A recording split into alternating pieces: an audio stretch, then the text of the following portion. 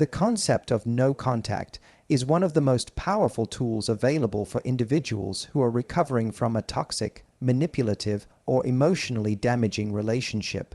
However, it is often misunderstood, misapplied, or underestimated in terms of its psychological impact. To fully grasp its value, one must first understand what the no-contact rule really means, what it aims to achieve, and why it is not merely an act of silence, but a conscious commitment to healing and self-restoration. No contact, in its most basic form, means cutting off all communication with one typically a romantic partner, ex, or toxic person in your life. This includes not answering calls or texts, blocking them on social media, avoiding indirect communication through mutual friends, and even resisting the urge to check their online activity. On the surface, this may seem like a cold or extreme measure, especially in a culture that often encourages forgiveness and reconciliation. But in the context of emotional abuse, narcissistic manipulation, or any pattern of harmful behavior, no contact is not about punishment. It is about protection. What makes no contact more than just a silence tactic is the intention behind it. It is not a passive withdrawal, but an active boundary. When someone chooses no contact, they are making a deliberate decision to step away from chaos, confusion, and emotional instability. They are saying, "I value my peace of mind more than I value access to someone who has consistently hurt or manipulated me." This decision often comes after repeated cycles of conflict, false promises of change, emotional highs and lows, and ultimately a pattern that leaves the person feeling drained, devalued, and stuck. The psychological mechanism of no contact lies in creating a clear emotional break that allows the brain and heart to begin detaching from the trauma bond that may have formed. Trauma bonding is a psychological response to repeated cycles of abuse followed by positive reinforcement. The brain becomes addicted to the extreme emotional shifts, and the victim may find themselves craving the very person who causes them pain. No contact disrupts that loop. By removing the source of emotional spikes, both good and bad, the brain can begin to recalibrate, and the person can start to experience life with more clarity and emotional stability. It's important to note that no contact is not a strategy for getting someone back. While some people might use it with the hope that absence will make the other person miss them and reach out, that motivation undermines the purpose. No contact must be approached with the mindset that the relationship is over and the goal now is healing and self-recovery. Using it as a manipulation tactic not only compromises its effectiveness, but also keeps the individual emotionally tied to the outcome of the relationship. Another essential aspect of no contact is the internal work it enables. When the noise and distraction of a toxic dynamic are removed, individuals are better able to reflect on what they've endured, how it has shaped their self-esteem, and what boundaries were violated.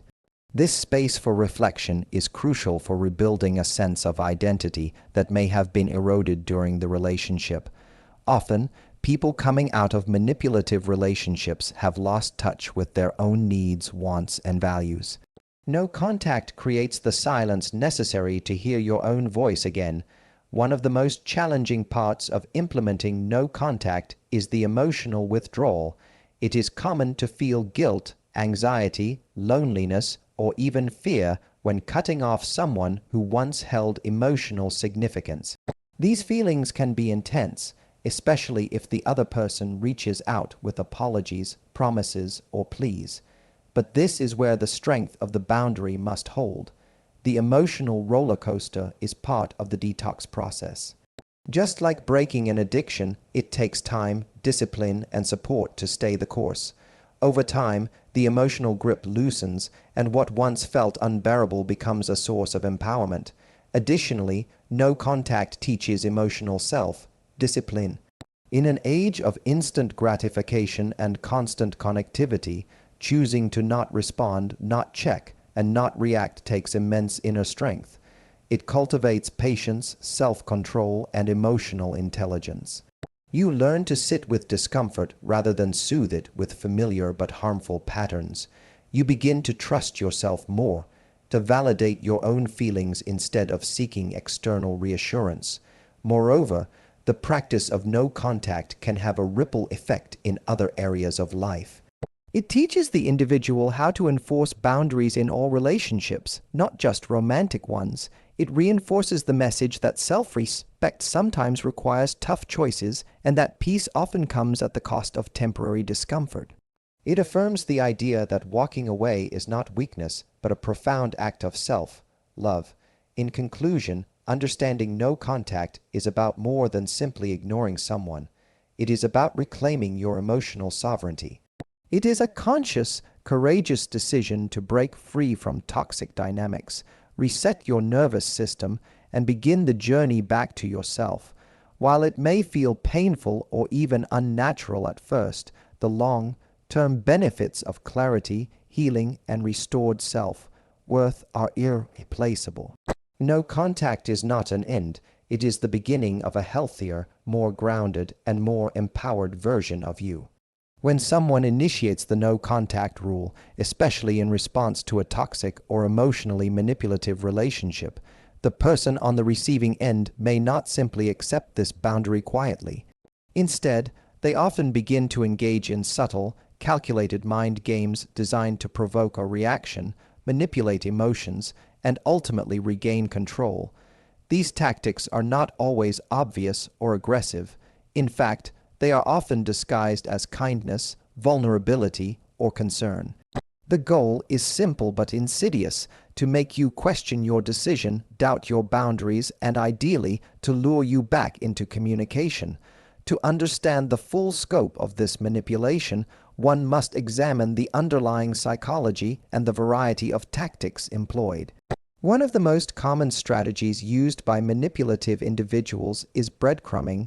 This involves sending small, inconsistent signals of interest or affection without any real intention of reestablishing a healthy connection. It might look like a random thinking of you text, liking your social media posts, or sending a vague message like "I miss us." These gestures are rarely followed by meaningful actions or change. Instead, they are designed to keep you emotionally hooked, always wondering, always checking, and always tempted to respond. Breadcrumbing plays on the natural human desire for closure and connection. It preys on your curiosity and your hope that maybe this time things will be different. Another tactic is guilt tripping. After you've gone no contact, the manipulator might attempt to make you feel guilty for setting that boundary. This can be done directly or indirectly. You might hear through mutual friends that they've been really struggling without you, or receive a message that paints them as a victim. "I know I made mistakes, but cutting me off completely, I didn't deserve that." These statements are meant to override your logical decision making with emotional conflict. They shift the narrative, making you feel like the hurtful one rather than someone who is protecting their emotional well-being. The deeper intention is to dismantle your boundary by appealing to your empathy and sense of responsibility. Staged vulnerability is another powerful manipulation technique. This occurs when the person portrays themselves as broken, lost, or in crisis in order to evoke sympathy. You might receive a late-night message that says, "I don't know if I can do this anymore," or a sudden, dramatic update about their mental health, family problems, or feelings of despair. While it's true that people struggle in manipulative dynamics, these messages often appear precisely when you're doing better or when you've shown strength in maintaining no contact. The timing is rarely coincidental. These carefully crafted displays of vulnerability are meant to bypass your guard, stir your compassion, and prompt you to reach out. The moment you do, the emotional control shifts back into their hands. In more calculated situations, triangulation is used. This involves the manipulator using third parties, either real or fabricated, to create jealousy, confusion, or urgency. For example, they may suddenly start dating someone new and make sure you find out, or they may pretend that someone else is telling them to move on from you. The purpose is to spark insecurity and force you into competition. By making you feel replaceable, they hope to provoke a reaction that breaks your silence. Triangulation often works because it taps into the fear of being forgotten or discarded, especially after investing emotionally in a relationship. Manipulators may also employ intermittent reinforcement, which is a powerful psychological tactic drawn from behavioral science. This involves alternating between periods of warmth and coldness, attention and silence. One day, they might send a caring message, the next they ignore you completely. This unpredictability keeps you emotionally unstable and craving the next high. It mimics addiction patterns in the brain, making you more likely to chase after their validation, even when it's harmful. Intermittent reinforcement is what often makes toxic relationships so hard to leave and even harder to stay away from. What makes these mind games particularly dangerous is that they exploit your emotional vulnerabilities rather than confront your boundaries directly. The manipulator may never ask you outright to break no contact. Instead, they create situations where you feel compelled to do so yourself. They rely on subtle cues, emotional triggers, and psychological pressure to make you question your judgment. It becomes a game of psychological chess, where every move is designed to draw you back into their emotional sphere. It's important to understand that these manipulations are not signs of love or remorse. They are not indications that the person has changed or that the relationship is salvageable. Instead, they are signs of control of someone who is more concerned with losing access to your energy, attention, and validation than with truly making amends. Genuine change is shown through sustained behavior, accountability, and respect for your boundaries, not through emotional theatrics or pressure. Recognizing these tactics is the first step toward resisting them. Education and self-awareness allow you to step outside the emotional fog and see the situation for what it is, and attempt to undo your progress and reassert control. You must remind yourself that the purpose of no contact was to break free from these very patterns. Re-engaging, even for a moment, gives the manipulator a window to re-enter your emotional life, and more often than not, the cycle repeats. By identifying the manipulative mind games behind the scenes, you empower yourself to stay firm in your decision. You begin to see the emotional bait for what it is, hooks disguised as concern, affection, or sorrow. Understanding the psychology at play equips you to respond with clarity instead of confusion. And most importantly, it allows you to reclaim your power, trust your instincts, and protect the peace you are working so hard to rebuild. When you commit to the no contact rule, you are making a bold and intentional decision to protect your mental, emotional, and sometimes even physical health.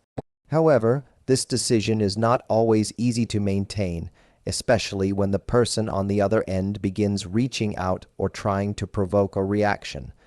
The temptation to break no contact can become intense, especially when you're feeling lonely, nostalgic, or unsure.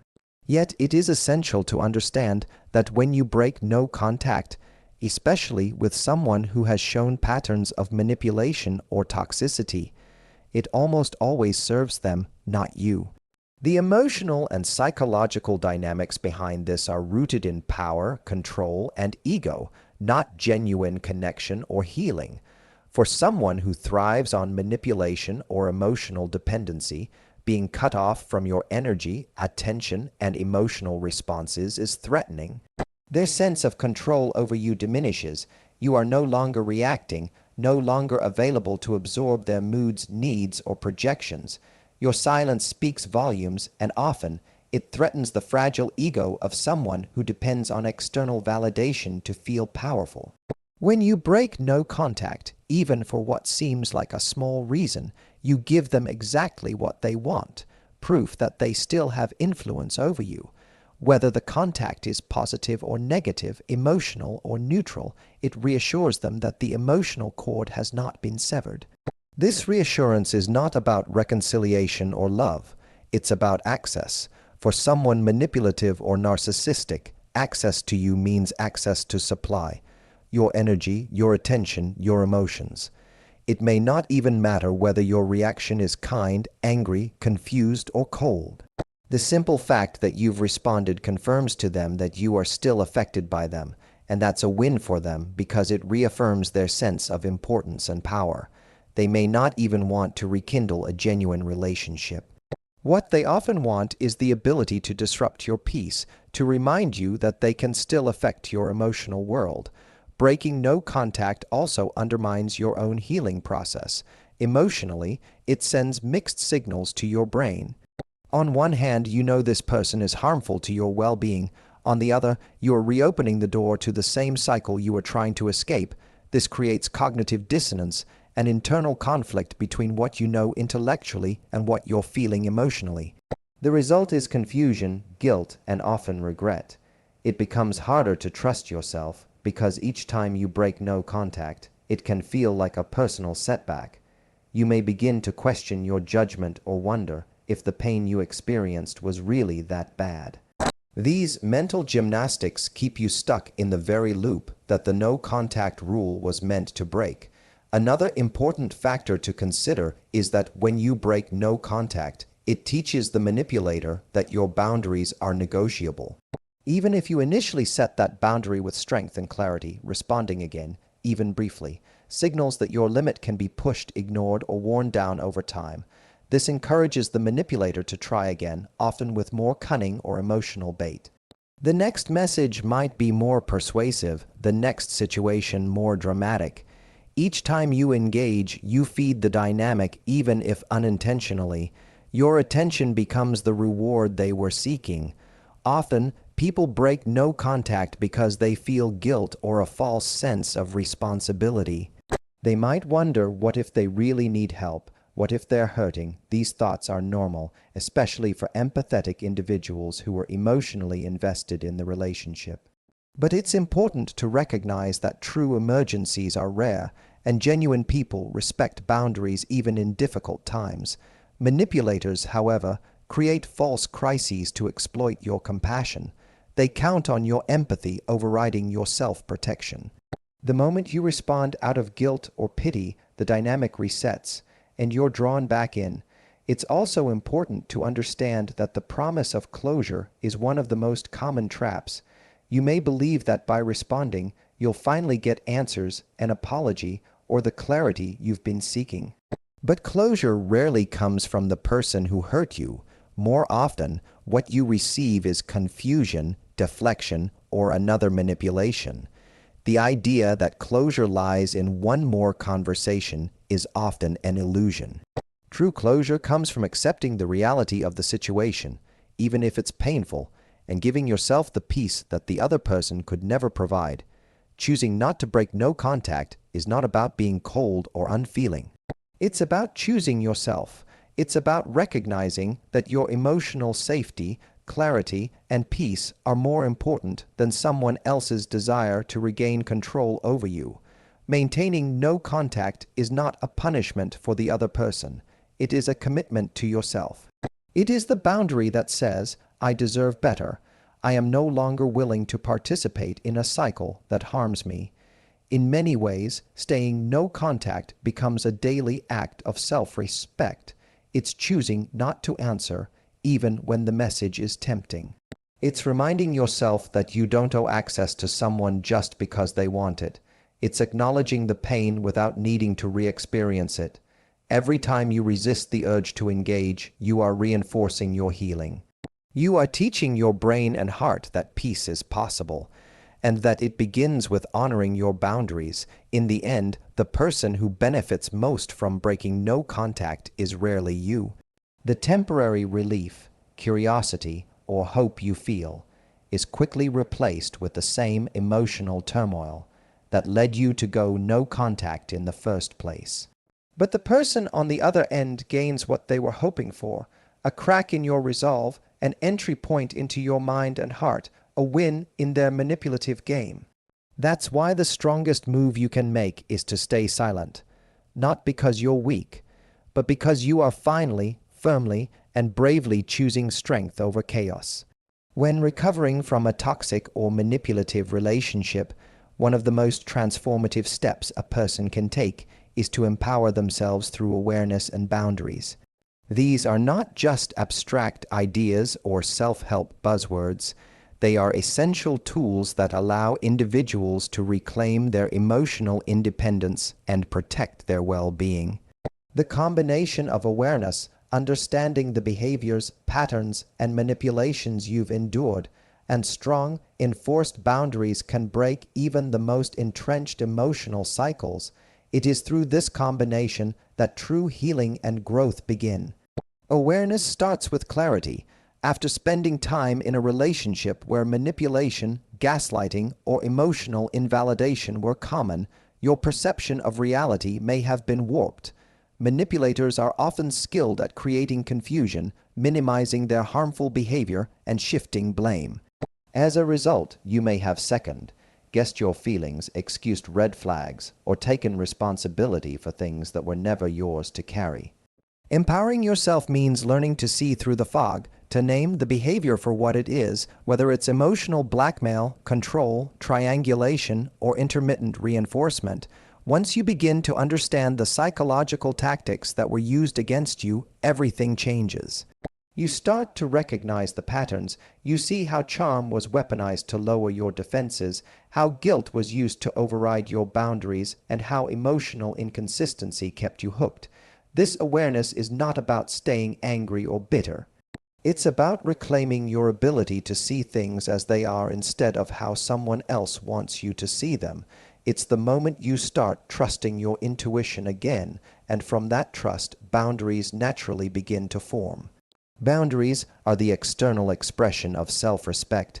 They communicate what you will and will not accept, not to control others, but to protect yourself. In a healthy relationship, boundaries are respected, even welcomed.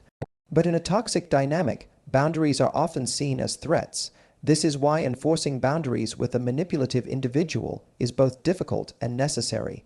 The moment you start saying no or asserting your needs, you challenge their control. This can lead to pushback, guilt, tripping, or escalation, but it is a test you must pass to truly break free. Setting boundaries begins with recognizing the subtle ways people may try to bypass them. For instance, they may use emotional appeals like, "I just need 5 minutes to explain." Or they may pretend not to understand your boundary, saying things like, "I didn't realize you were still upset." These are not innocent misunderstandings. They are often calculated attempts to reopen doors you've closed for a reason. Empowering yourself means standing firm in the face of this pressure. It means knowing that your peace is not up for negotiation. One of the most powerful things you can do during no contact is to prepare yourself for these boundary tests. You must learn to recognize the signs that someone is trying to break your emotional walls. These can include accidental messages, sudden emergencies that require your attention, or third-party contact through mutual friends or family, what's often referred to as flying monkeys. These people may not even realize they are being used as tools in someone else's manipulation, but the effect is the same. They deliver emotional messages meant to trigger guilt, fear, or doubt. Awareness allows you to step back, analyze the situation, and respond with strength or not at all. Another important part of empowerment is emotional regulation. When you're dealing with manipulative people, they often try to provoke strong emotional reactions. Whether it's anger, pity, or longing, their goal is to make you feel something that compels you to act. When you stay grounded, when you respond with logic instead of emotion, or better yet, when you don't respond at all, you remove their power. This is not about becoming cold or unfeeling. It's about learning to manage your reactions so they are aligned with your long-term goals, not your short-term feelings. Empowerment also comes from building a support system. Healing in isolation is difficult, especially if you've been emotionally conditioned to depend on the manipulator for validation. Surrounding yourself with people who support your boundaries, who affirm your experiences, and who encourage your growth is essential. Whether that support comes from friends, therapists, or communities of others who have experienced similar dynamics, it reinforces your resolve and reminds you that you are not alone. In time, empowerment begins to shift from survival to growth. You stop asking, "Why did they do this to me?" and start asking, what do I need to thrive? You begin to define yourself not by the pain you endured, but by the strength you gained from it. You start to live with intention instead of reaction. You learn to protect your time, your energy, and your emotional space, not because you're afraid, but because you now know your worth. The ultimate goal of awareness and boundaries is not just to avoid pain, it's to create a life where peace, respect, and authenticity are non-negotiable. It's about becoming someone who no longer needs chaos to feel alive, someone who understands that love does not come at the cost of dignity, someone who no longer tolerates being confused, silenced, or manipulated in the name of connection. Empowering yourself through awareness and boundaries is the clearest path forward after breaking free from toxic dynamics. It requires patience, education, and courage. But with every day that you choose to honor your truth, resist manipulation, and hold your boundaries firm, you step further into your power, and that power is what ultimately protects you, not just from others, but from ever abandoning yourself again.